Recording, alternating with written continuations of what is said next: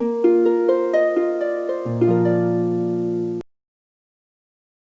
oitavo ano, tudo bem com vocês? Vamos iniciar mais uma aula de História. Nossa aula de hoje, aí do dia 3 de julho, nós vamos continuar falando sobre a independência dos Estados Unidos. Nessa aula, então, falando da consolidação dos Estados Unidos da América. Nossa habilidade é identificar e contextualizar as especificidades dos diversos processos de independência aqui nas Américas. Na nossa última aula, nós vimos o processo de independência dos Estados Unidos e a Declaração de Independência. Na aula de hoje, nós vamos ver após a conquista da independência como que os Estados Unidos se consolida como nação após esse processo que nós estudamos. Esse conteúdo está na página 14 do livro didático de vocês. A partir da página 14, vocês podem acompanhar aí pelo livro. Bom, para falar então, depois de todo esse processo que desencadeou, que levou à independência dos Estados Unidos, nós vamos ter que ter uma consolidação, né? Como vai ficar agora essas colônias livres da metrópole. As colônias, então, essa união dessas colônias que ocorreu durante o processo de independência, é importante destacar que ela vai ser motivada por um sentimento anticolonial, né? Como nós vimos, eles vão se reunir e vão decidir que não querem mais ser colônia da Inglaterra. Desse modo, eles, apesar de terem diferenças regionais aí, como eu coloquei aqui, significativas, eles se unem nesse processo em busca da independência. Mas havia divergências, né, entre os grupos. Por exemplo, alguns colonos do Sul, eles resistiram à ideia de independência, eles não queriam a independência, porque eles lucravam com a venda dos produtos que eles vendiam lá para a metrópole, e eles estavam com medo de que esse processo de independência afetasse suas relações comerciais com a metrópole, então eles sairiam perdendo. Também haviam grupos que defendiam a formação de um governo centralizado e argumentavam que para dar certo essa independência era necessário ter uma unidade política, né, para evitar uma instabilidade econômica, também muito relevante após, né, a conquista da independência. Então, essa tentativa de melhorar, de mudar a estrutura, vai resultar na criação de uma Constituição que vai ser promulgada aí em 1787.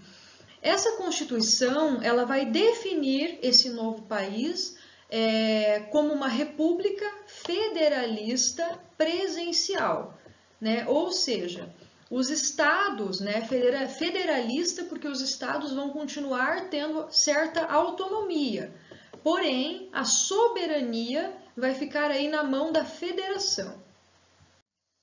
Além disso, né, também vamos ter a influência de várias ideias de Montesquieu, que era um político e filósofo francês, que, como a gente tinha estudado anteriormente, que desenvolveu a teoria da separação dos três poderes, né? A tripartição dos poderes, legislativo, executivo e judiciário. Desse modo, eles vão também adotar, né, esse sistema. Também vão estabelecer o voto censitário. O que é isso? Eles vão dar o direito à participação política somente para homens que tivessem uma condição financeira mais elevada. Desse modo, eles vão excluir os pobres, as mulheres, a população indígena e os negros que viviam na América. Então, na verdade, vai ser aí uma Constituição, essa Constituição de 1787, ela é muito excludente, ela vai excluir esses grupos e vai reforçar o caráter de elite, o caráter elitista, né? A representação da elite dominando os Estados Unidos da América. No século XIX, eu destaquei aqui para vocês, a unidade política que estava se consolidando, se formando após a independência, ela vai ser ameaçada durante uma grande guerra civil, a maior guerra civil aí estadunidense, que nós conhecemos por dois nomes, Guerra Civil Americana ou Guerra de Secessão. Ela vai durar de 1861 a 1865. Por que essa Guerra Civil Americana vai acontecer? É uma guerra que vai ser resultado dessas divergências políticas que eu falei para vocês, que existiam entre o norte e o sul dos Estados Unidos. Essas divergências vão levar ao extremo, causando essa guerra civil. Um exemplo claro de uma grande divergência do norte e do sul, por exemplo, a região norte, ela vai optar por adotar um modelo de desenvolvimento que vai priorizar a expansão da indústria, né? Então, eles queriam expandir a indústria e queriam a abolição da escravidão. Eles não viam mais a escravidão como necessária. Já os estados do sul, ou seja, as colônias que eram do sul, agora os estados do sul, eles discordavam do norte. Eles se recusaram a abolir a escravidão e defendiam a livre concorrência de mercado. Então, eram opostos nesses sentidos. Essa guerra vai ser uma guerra que vai ser muito sangrenta. Aproximadamente 600 mil pessoas morreram nesses 4 anos de guerra e o norte vai sair vitorioso. Com a vitória do norte, a escravidão vai ser finalmente abolida, né, pela 13ª emenda constitucional.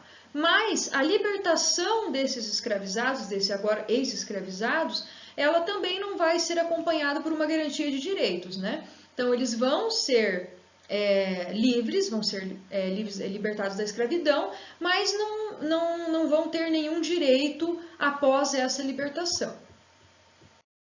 Aqui mais algumas informações sobre, né, o que foi a Guerra de Secessão, lembrando a palavra secessão por separação, né, que seria a separação, divisão dos Estados Unidos nessa guerra.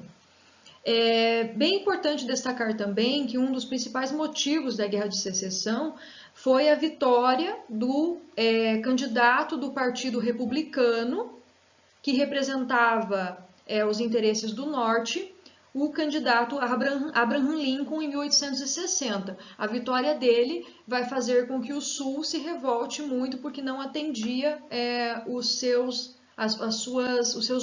desejos, né, de funcionamento dessa nova independência que estava ainda num processo bem inicial, pessoal.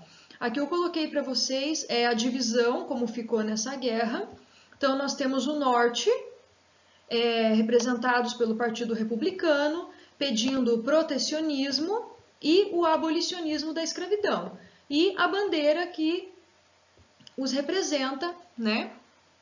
Que essa bandeira todos nós conhecemos. E no sul, nós vamos ter aí os confederados, que vão ser as colônias que eram as colônias do sul, os estados do sul, representados pelo Partido Democrata. Eles queriam o livre cambismo e queriam manter a escravidão em funcionamento.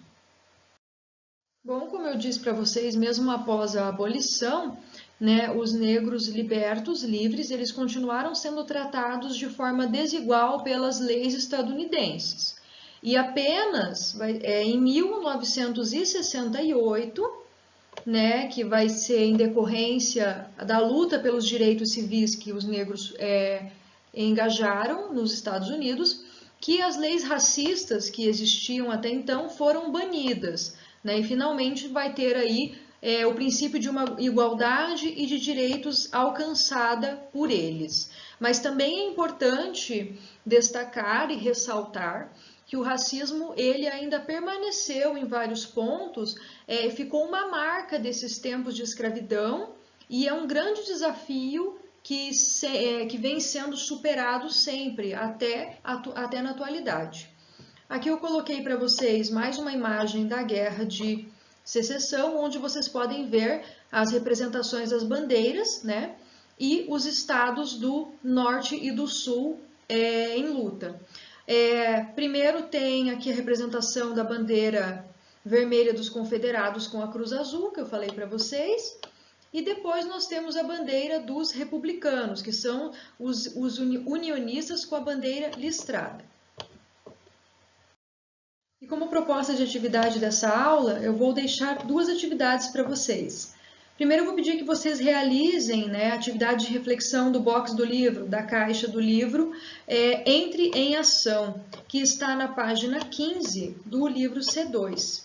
Depois de realizar essa atividade de reflexão, eu vou pedir que vocês também façam os exercícios do número 13 ao número 15, que também estão na página 15. Então, as duas atividades na página 15.